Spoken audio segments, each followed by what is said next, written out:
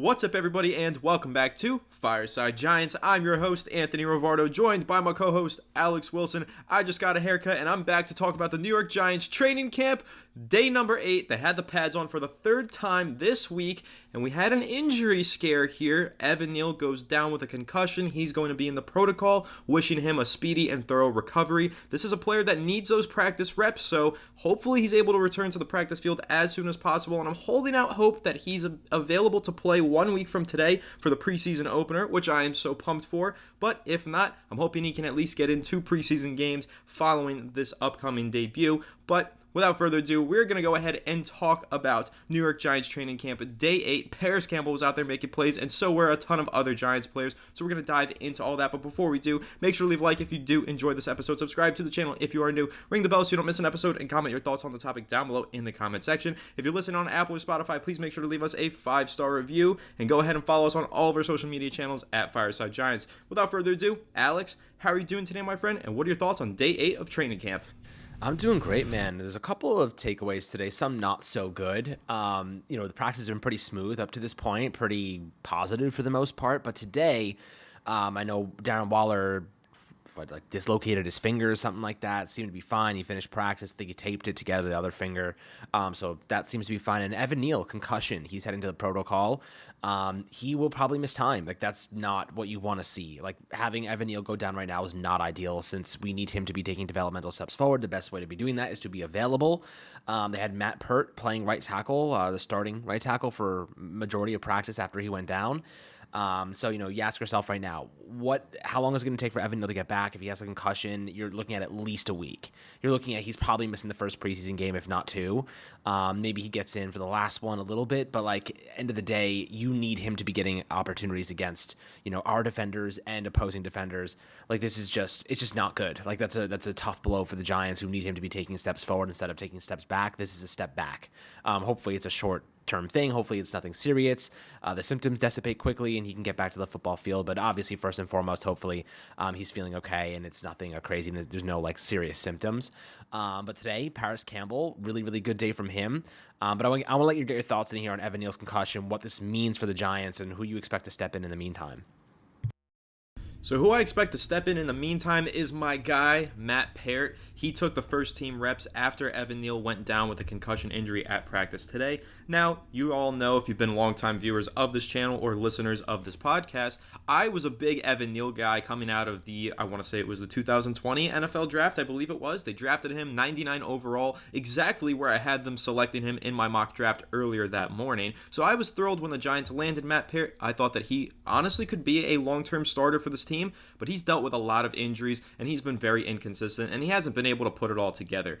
But here we go. He's got one more opportunity to really prove himself. Right now he's on the roster bubble, so he's going to have to play well as he takes over for Evan Neal here. And if he can go into the preseason, put together some solid reps, Matt Pert could still earn himself a roster spot. And I do think that's important because a couple reasons. One, I think it's really great to have solid depth at the tackle spots. It's such an important position in football that it's almost worth paying up a little bit to have a solid backup offensive tackle in my eyes. And secondly, with Matt Pert, if he does develop into being at least somewhat of a decent talent, you can play him as your swing tackle, which is a really underrated pseudo-starting position in an NFL offense nowadays. You'll see the swing tackle out on the field rather frequently, particularly on the goal line, and we know that the Giants, they like to get in some heavy packages sometimes in those short yardage situations, just hand it off to Saquon Barkley. Having an additional offensive tackle out there to help push the pile is always good, but you need somebody who's talented, and I do think that Matt Pert is talented. If he could stay healthy here and make a name for himself, so to speak, while Evan Neal's out of the lineup, I think that would be huge for the Giants offense, just having a reliable backup tackle and a reliable swing tackle. But in terms of what this means for the Giants, well, Evan Neal, hopefully this is one of those concussions that kind of just has a week-long recovery. I know that's the assumption that most Giants fans are making right now. They're like, okay, he should be back in a week. We've seen guys go into the protocol, come out of it in 3 days. But we've also seen guys go into concussion protocol, and they're in it for 5 to 10 weeks. If you guys remember, a few years ago, Sterling Shepard was trapped in the concussion protocol, was suffering from symptoms for over a month. So I don't want to get too hopeful and say, Evan Neal should be back by next weekend.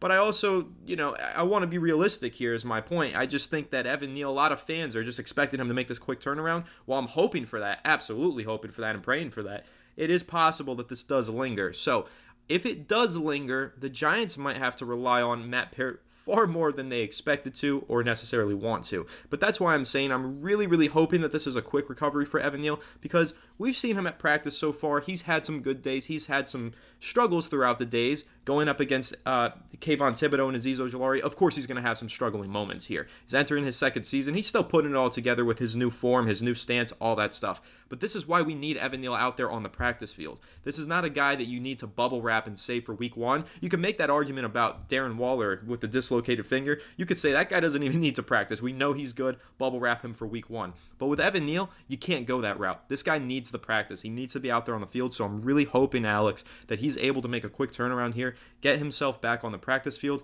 and begin preparing for the preseason and, just hit the ground running once we do get to the regular season, hopefully fully healthy. Absolutely. I mean, I just was reading that Brian Dable said that Evan Neal's technique has been much improved, and that's a good sign. The technique improving certainly goes a long way. He's got the physical traits. We know that the tangibles are there. It's more so just putting it together. Now, I'm going to drop one hot take. I think my one offensive line hot take this year is that Ben Bredeson ends up becoming an above average guard for us. Kind of maybe a hot take, but I just watched a couple reps of him against like Rakeem Nunez-Roche and a couple other guys, and he stonewalled them. Like, he looked really good. He's already getting first-team reps over Mark Lewinsky. Seems like he might even be supplanting him there. It may just be to get Josh Azudu opportunities at left guard. Like, who knows? But I think Ben Bredeson's going to start somewhere, and I think he's going to be a pretty good starter for us. So, keep an eye on him. I think he's kind of coming into his own. He knows the system. He knows the offense. He showed really good production last year when he was healthy. So I'd like to see him get an opportunity to start and get that confidence from the coaching staff. And I think that he could be a really good player for us. Very low key, a good player for us. So, that's my hot take for the offensive line this year. Ben Bredeson becoming an above average offensive lineman. What do you think about that? I know, he's been, starting at right guard. Preferably Azudu takes over at left guard, but how are you feeling about Bredeson? Who do you think? Do you think Glowinski's losing that job right now, or do you think it's more so just to get Bredeson mixed into having that ability to shift over if need be?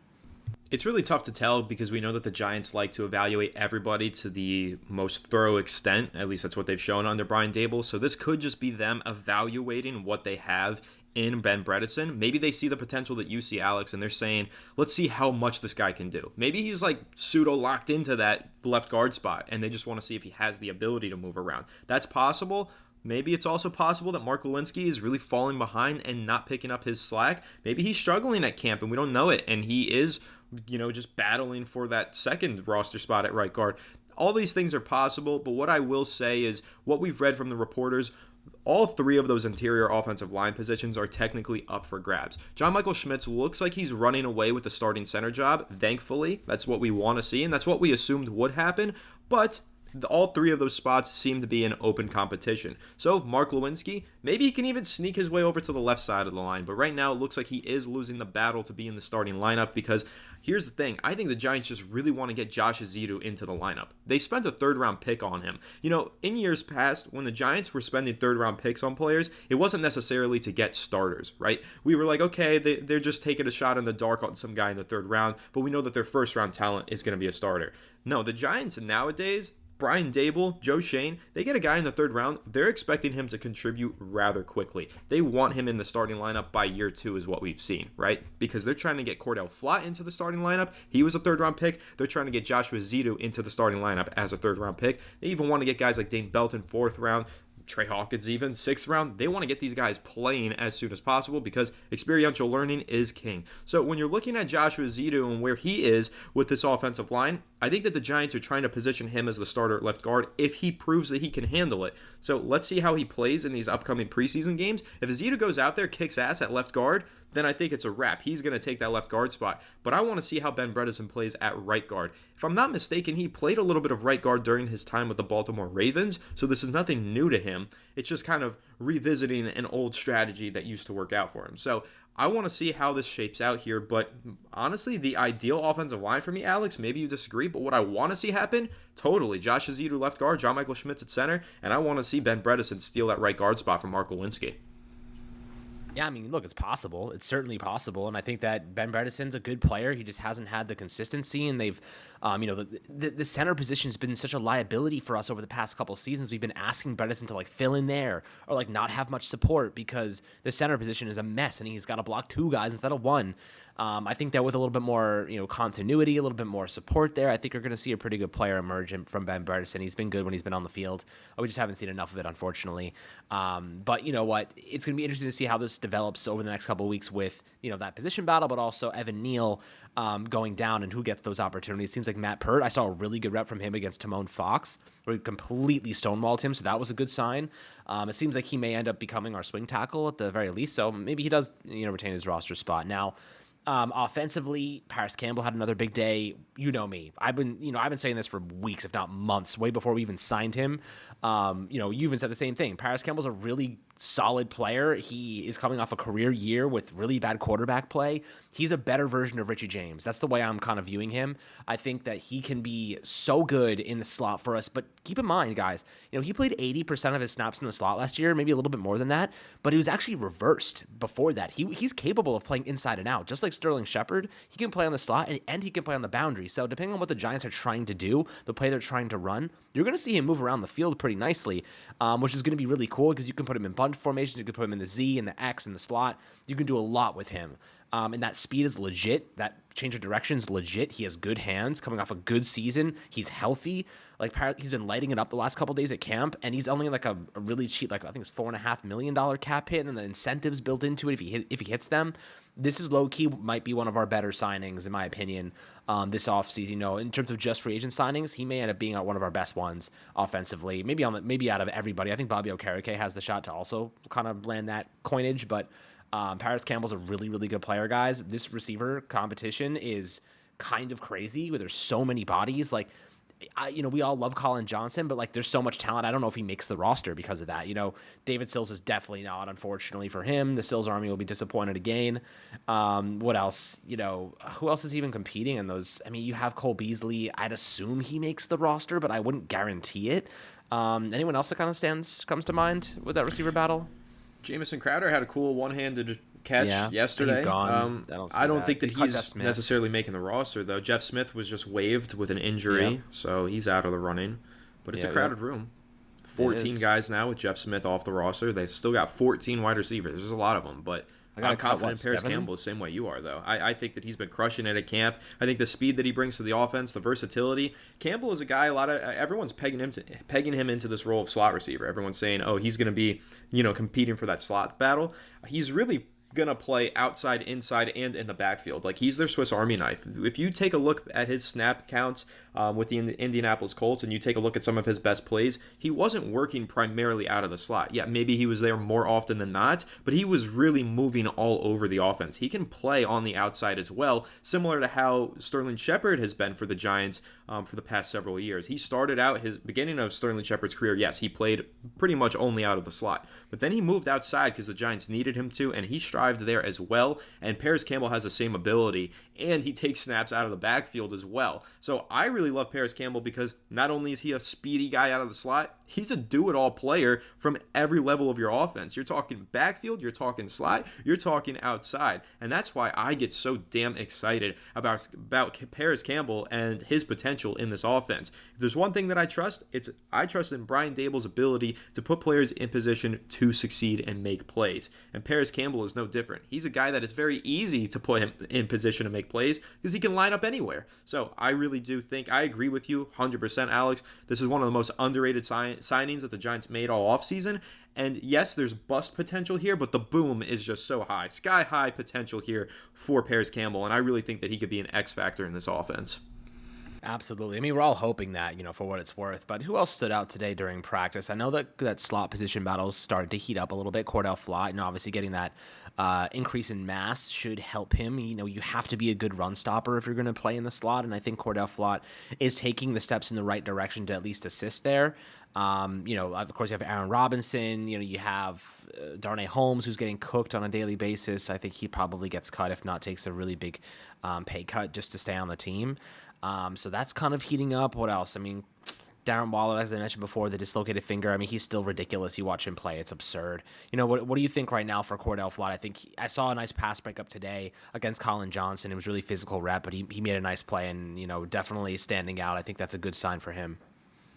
Yeah, so I think Cordell Flott's really standing out of practice. He had an interception a couple days ago. He had the pass breakup that you just mentioned in coverage against Colin Johnson, but he also had another pass breakup today deep downfield down the left sideline against Paris Campbell. Apparently he kept stride for stride with Campbell, who we know has 4.31 elite 40-yard dash time speed, but Cordell Flott stuck with him, got a big-time pass breakup deep downfield. So we're hearing a lot of good things about Cordell Flott, right? He's making plays against physical receivers. He's making plays against speedy receivers. But what we're not hearing is good things about Darnay Holmes. As you said, he's been getting cooked on a daily basis. There was just a disgusting rep from Cole Beasley where he just totally dismantled Darnay Holmes. Darnay Holmes ended up on his butt in a one-on-one drill against Beasley. So you know what?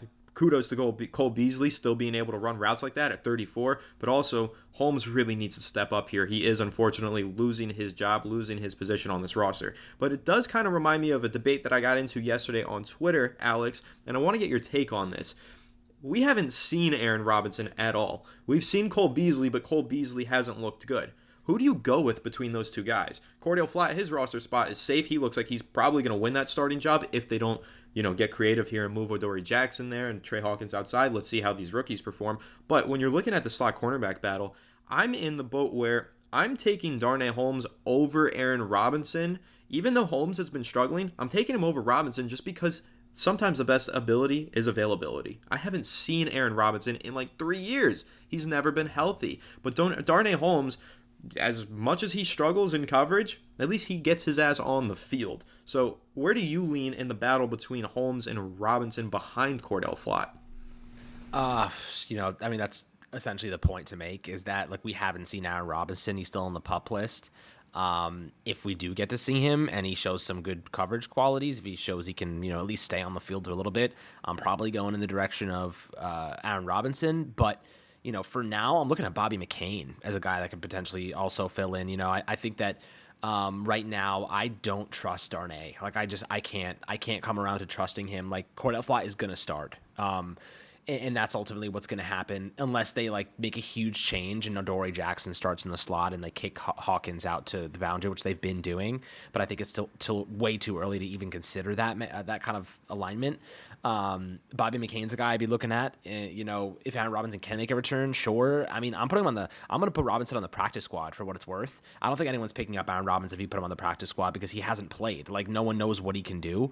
But if he does show good qualities on the practice squad and he takes some steps forward, and he actually gets on the football field and puts together a couple good practices, Darnay is struggling. I have no problem. Like, it's what are you really losing there? I mean, except for like the familiarity with the defense, Darnay's not a good coverage corner. Like, he's fine against the run. He's good vision. He can sniff out those screens and bubble screens and whatnot. But like, you watch him against Waller, you watch him against Cole Beasley. He's getting absolutely cooked. You know what I mean? Like, there's nothing that unless he completely turns it around, which is like very unlikely, he's going to have to take a pay cut to stay on this team, or they're just going to say, we want to go in a different direction. They may even want to just go and get somebody else another team cuts, honestly. Like, they may want to just go in that direction. Like, think about they got a starting, and I was talking about some of my friends yesterday, they're Jets fans, were watching the game last night, and they were like, we're really upset we lost Jason Pinnock. Like, they were like, nobody understood why they cut Jason Pinnock. We all thought he could be a starter in the future, and the Giants landed him. Like, teams cut good players. Teams cut future starters. It happens.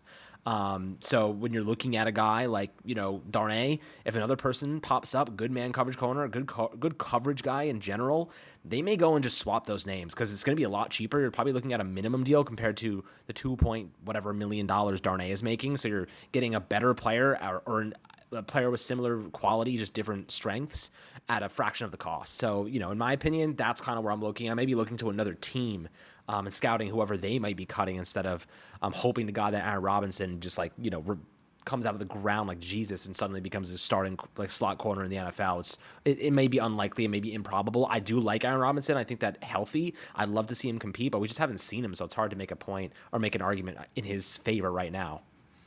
No, I completely agree with you. That was one of the points that I made in my Twitter debate, that the Giants are known to keep their eye on the waiver wire. Let's see how things shake out at the end of preseason, right? Because there's always the mass exodus of players from NFL rosters as they trim down from 90 to 53 men. We could absolutely see a decent slot cornerback shake free. And again, the Giants really like to claim guys off of the waivers. Isaiah Hodgins is a perfect example of that. They found themselves a starter there. Jason Pinnock is another one, as you mentioned. So let's see what happens here. I mean, maybe the slot cornerback position is going to be up for grabs all the way till the regular season.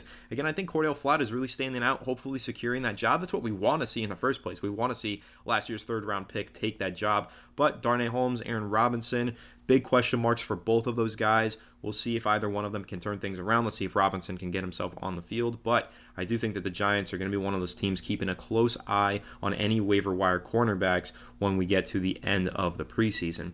But that pretty much wraps this one up here. Lots of stuff coming out of Giants camp right now. A little bit of injuries. Darren Waller with a dislocated finger. I'm sure he'll be just fine. I dislocated my finger weeks ago. Still catching my one-handed passes in my flag football games. I'm doing all right. I'm sure Darren Waller will be able to manage. Waller's a great player. And of course, wishing a speedy and thorough recovery to Evan Neal. Taking a look at Paris Campbell. Really excited by him. Really excited by Daniel Jones and this whole Giants offense. They're looking good. And we are getting pumped 1 week from today, preseason. Stay tuned because we will be hitting you guys with pregame live streams and everything else that you want to see throughout the preseason. So make sure to leave a like if you did enjoy this episode and subscribe to the channel if you are new. Ring the bell so you don't miss an episode and comment your thoughts on the topic down below in the comment section. If you're listening on Apple or Spotify, please make sure to leave us a 5-star review and go ahead and follow us on all of our social media channels at Fireside Giants. But without further ado, we will catch you all in the next one. Have a good one and let's go Giants.